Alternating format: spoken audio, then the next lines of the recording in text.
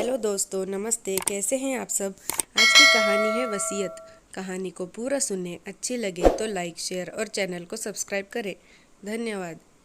विश्वनाथ जी अपने परिवार के साथ दिल्ली में रहते थे। उनके परिवार में 2 बेटे और 1 बेटी और पत्नी सुमन जी थी। बहुत सुकून भरी जिंदगी थी उनकी। वो कामयाब दिल के डॉक्टर थे। खुद का हॉस्पिटल खोल रखा था, साथ ही एक बड़ा सा बंगला बना रखा था। सुमन जी भी डॉक्टर थी। लक्ष्मी जी की विशेष कृपा थी उन पर। सुमन, भगवान ने हमें बहुत कुछ दिया। बस ये बच्चे भी हमारी तरह डॉक्टर बन जाए तो हमारे इस सपने को और भी विस्तार देकर हमारा नाम रोशन करेंगे।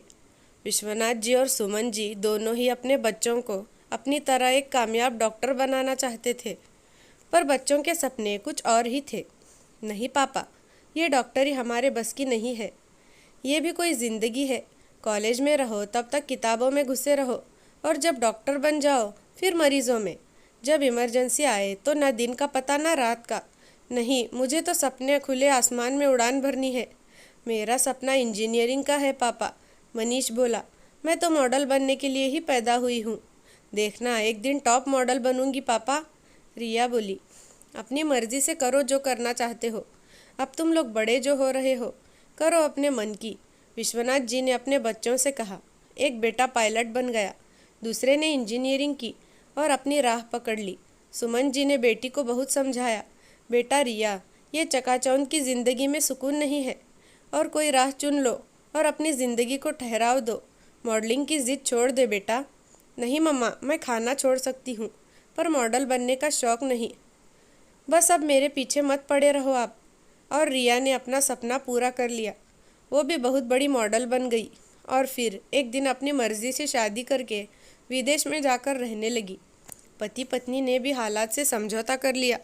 70 का दशक तक पहुँचते पहुँचते विश्वनाथ और सुमन जी की उम्र होने लगी और मेहनत करने की क्षमता भी कम होने लगी थी। सुनो जी, हॉस्पिटल किराए पर उठा दीजिए। हफ्ते में 3 दिन शाम के समय हम मरीजों को देख लिया करेंगे। इस तरह शरीर को भी आराम मिलेगा और बच्चों के साथ समय बिताने का मौका भी। पूरी ज़िंदगी मेहनत में गुजर गई, क्यों ना बच्चों के साथ समय बिताया जाए। सही कहा सुमन, मुझे तुम्हारा निर्णय पसंद आया। उन्होंने हॉस्पिटल दूसरे डॉक्टरों को किराए पर चलाने के लिए दे दिया। दोनों ने अपनी बची कुची ज़िंदगी अपने बच्चों के साथ बिताने का निश्चय कर लिया। विश्वनाथ जी की बहुएं रईस घरों की बेटियां थीं और दोनों ही अच्छे पदों पर कार्यरत भी थी। घर के काम के लिए नौकर चाकर लगे थे। दोनों पति पत्नी डॉक्टरी छोड़कर पोते पोतियों के साथ घर पर अपना समय बिताने लगे। जब तक दोनों अपने कामों में व्यस्त थे, सब कुछ अच्छा चल रहा था। अब माँ बाप का पूरे दिन घर पर रहना बहुओं को खलने लगा। अब उनके घर से छुटपुट बातों में कलह की आवाज़ें उठने लगी। दीदी, आपको नहीं लगता मॉम डैड बच्चों को हमसे दूर कर रहे हैं? हम ऑफिस से आते हैं, फिर भी बच्चों को कोई फ़र्क नहीं पड़ता। पहले कैसे दौड़ कर आते थे। सही कहा तुमने। अब तो 2 घड़ी आराम आराम से बैठ भी नहीं पाते। सास ससुर की खातिरदारी में ही लगे रहते हैं। जॉब से लौटो तो पूछते हैं, कैसी रही दिनचर्या? ये भी कोई पूछने की बात है? आज़ादी से सांस लेना मुश्किल हो गया है।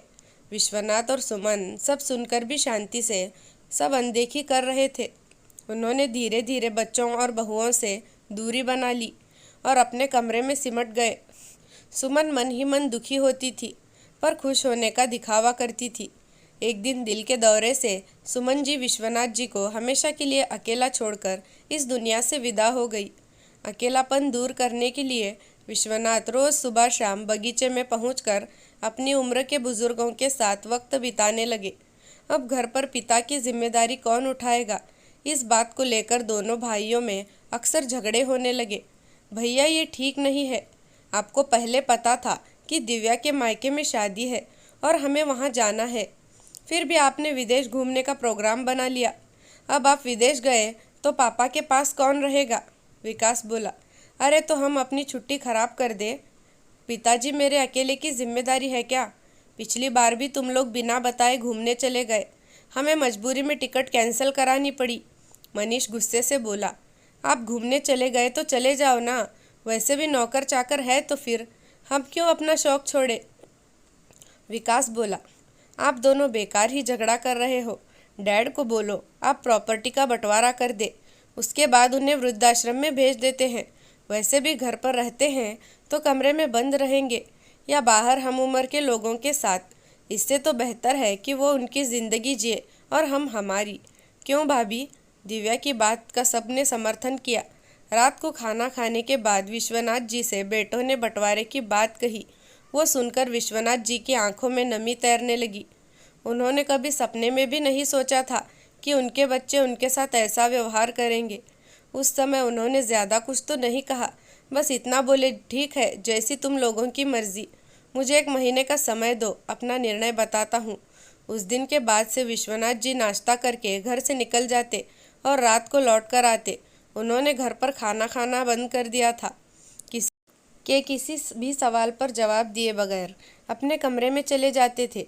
1 महीना पूरा हो गया। विश्वनाथ जी ने रात के खाने के वक्त बेटों और बहुओं को सुबह 10 बजे नाश्ते की टेबल पर आने को कहा।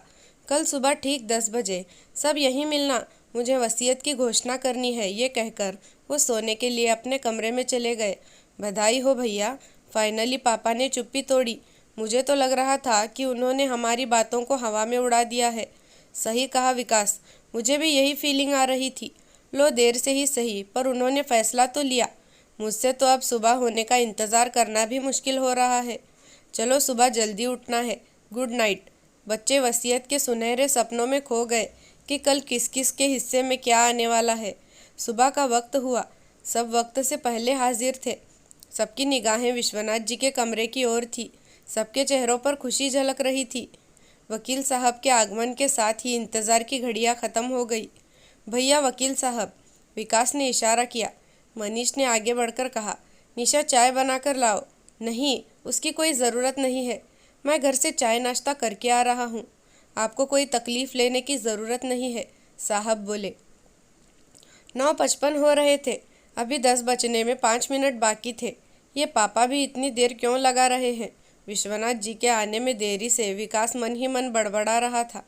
थोड़ी देर में विश्वनाथ जी भी आ गए वकील बाबू, कुछ चाय पानी मंगाऊं या पहले वसीयत का कार्य हो जाए?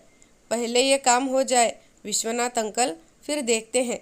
पापा ने आपको घर भी बुलाया है। वकील साहब समीर विश्वनाथ जी के दोस्त का बेटा था। वसीयत में क्या लिखा गया उसकी घोषणा होने लगी। फिर वकील साहब ने पढ़े एक एक शब्द के साथ बेटे और बहुओं के पैरों के नीचे से ज़मीन सरकने लगी। घोषणा इस प्रकार थी, विश्वनाथ सिंह ने पूरे होशो हवास में अपनी चल अचल संपत्ति का आधा हिस्सा वृद्धाश्रम चलाने वाली संस्था को दान में दे दिया है और इस घर को खाली करने का तुम लोगों के पास 1 महीने का वक्त है। 1 महीने बाद संस्था यहाँ वृद्धाश्रम चालू करेगी। विश्वनाथ जी अपने दोनों बेटों से बोले, तुम लोग यही चाहते थे ना, मैं अपनी संपत्ति का बंटवारा करके वृद्धाश्रम में रहूं। मैंने तुम लोगों की इच्छा पूरी कर दी। अब मैं वृद्धाश्रम में रहूंगा और कहीं और नहीं। वृद्धाश्रम तो खुद मेरे पास मेरे घर में रहेगा। हॉस्पिटल से आने वाले किराए से इन लोगों का मुफ्त में इलाज होगा। अब मैं मेरी दुनिया में खुश और तुम तुम्हारी दुनिया में। बस मैं और कुछ नहीं बोलूँगा। तुम जैसे औलाद के लिए ये सब ज़रूरी है।